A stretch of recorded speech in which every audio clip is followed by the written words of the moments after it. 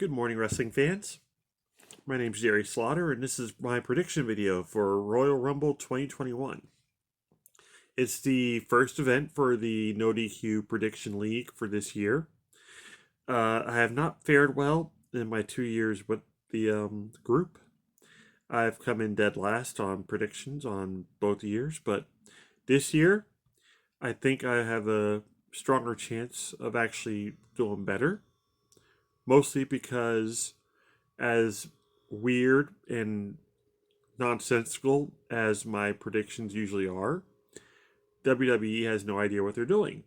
And they probably won't even write this show until about 30 or 40 minutes before it goes to air. But we have a couple matches and a couple chances of earning some points on this new season and hopefully take the lead early, but doubtful. I do it for fun and glory. A little bit of glory. If I get the glory, that's great. All right, enough of the intro. First match I'm going to cover is the Women's Tag Championship, Flair and Asuka versus Shayna Baszler and Nia Jax. I think Flair and Asuka are going to retain. I think Lacey Evans is going to come out there and try to start some crap with Charlotte Flair, and that's going to lure her away. But at the same time, Asuka, Lana's going to come out, I guess, and keep Nia Jax distracted enough that Shayna Baszler gets surprise rolled up or something by Asuka. Something along that lines, but they're going to retain. Roman Reigns versus Kevin Owens, last man standing. It wouldn't shock me if Adam Pearce says that Paul Heyman and Jey Uso can't be anywhere near ringside or anywhere or appear in the match at all, or Reigns will be disqualified or stripped of the belt or some shit. But I think if that's the case, then that's going to be the reappearance of Jimmy Uso, and that's how that match is going to end. And we'll have he'll just join up with Roman Reigns, without even. There won't be some sort of stupid Jimmy versus Jey feud because Jay's already fallen in with the whole tribe thing, and Jimmy's all about family, so he's just gonna slide right in, and it's gonna be an awesome moment when he actually does. McIntyre versus Goldberg is a little tricky. I want McIntyre to win. I think McIntyre is gonna win, so I'm gonna go with McIntyre. But if Goldberg does win, it's gonna kind of throw off my Royal Rumble a little bit. But that's also more speculation than anything else. But I'll get to that here in a few because I'm about to go into the men's Royal Rumble first, and then I'll do the women's one second. I get 3 picks for the men's Royal Rumble. So my first pick is Big E. I think Big E is going to win, and they're going to try to do this whole Kofi Mania thing again. It's just not going to work. Anybody who wants a reason why I think Big E is going to be the one that ends up winning Royal Rumble, all they have to do is go back to Talking Smack from a couple weeks ago, and Paul Heyman's advice that he gives to Big E, pretty much saying that the legend of Big E starts with single championships and everything, and how after a while the New Day is just going to be an afterthought or anything. Shortly after that, he beat Sami Zayn for the Intercontinental Belt, but I think he's going to drop the Intercontinental Belt sometime, probably around Fastlane, and then his main focus is going to be against Roman Reigns. So he'll probably lose at WrestleMania, but the celebration afterwards, for Reigns and his whole tribe, will be pretty awesome, and I think that's when we're going to get Lesnar back as well. So, and that'll set up for SummerSlam probably is Lesnar versus Reigns. With Paul Heyman, I guess, on a pole or some shit. My second pick is Daniel Bryan, and that's just because, Daniel Bryan. And Sheamus is my third pick. I know it's kind of a wild card and everything, but they're really building up this whole Drew McIntyre friendship thing, and it only makes sense that it would culminate with them having a match at WrestleMania. My number 30 for the men's Rumble, which I don't think I'm supposed to throw in, but I'm going to throw in anyway, is Riddle.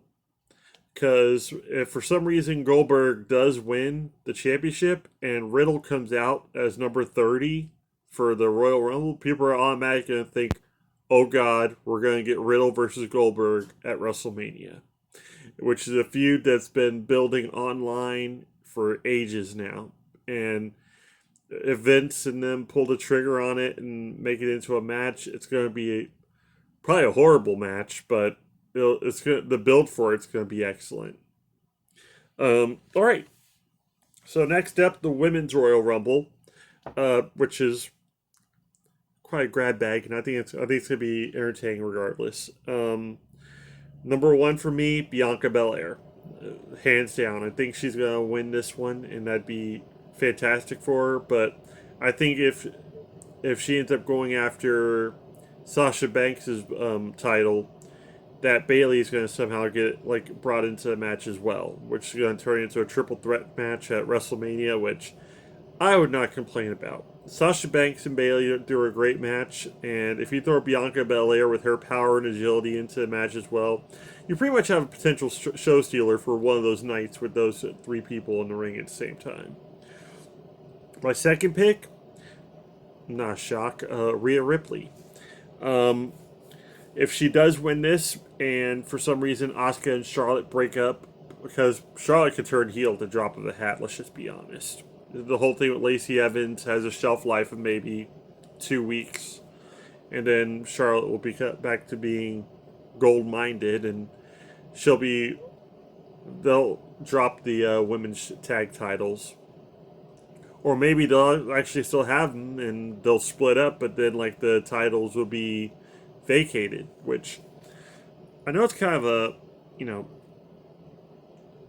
it won't happen, but I think what would be really cool if the women's titles were vacated, is Raw and SmackDown have a mini tournament go for a women's tag title shot, and whoever wins that tournament goes against the winners of the Women's Dusty Classic from NXT, and they become the WWE Women's Tag Champions. I think that would just be an awesome set of circumstances, and also it'd be really cool to somehow bring back in the Iconics, which I think is in the works anyway, because at this point Peyton Royce isn't doing anything, and Billy Kay is just going around auditioning for everybody, which is entertaining television. But yeah, Rhea Ripley, she's gonna win, or she'll hopefully win, and go on to WrestleMania, and she'll face off against Charlotte again. But Charlotte will be the women's champion versus an NXT women's champion. So if Rhea Ripley pulls that off, that's an even bigger win for her to avenge for the loss from this past WrestleMania. So that'll make for a great match. And my third pick is pretty much just a throwaway, Alexa Bliss, because I really don't know. To go back a little bit, over at the Men's Royal Rumble, it wouldn't shock me if Randy Orton comes in and all of a sudden, it goes almost like cinematic, and everybody in the ring kind of vanishes except for him, and then the Fiend's in there with him, and the Fiend somehow throws him over the top rope, and it cuts right back to Randy Orton falling over the top rope with the rest of the combatants still going, and not acknowledging that he's just kind of threw himself over the top rope. It'll be some sort of weird Nightmare on Elm Street type shit, but it'd be corny, but I think it'd be entertaining for that moment. But Alexa Bliss, she kind of sort of beat Asuka this past week, and WWE's booking. So number 30 for the women's, I'm gonna go ahead and say is Bayley. That way, people will actually think she's gonna win too, and then we're gonna get Banks versus Bayley again, which nobody will ever argue with. So, all right. Judging by the fact that my cat's meowing at me, it wants food. I just got off work a little while ago. So, you can find me on my Facebook group, Armbar, all capital, ARMBAR exclamation point. Twitter at Gerald_JSJ, and Instagram, the_gentleman_slaughter. That's just pretty much just food posts. Seriously, it's just me taking pictures of food. If you want to find me there, that's great. In the meantime, good luck to everybody that's competing. And we'll talk to you guys later.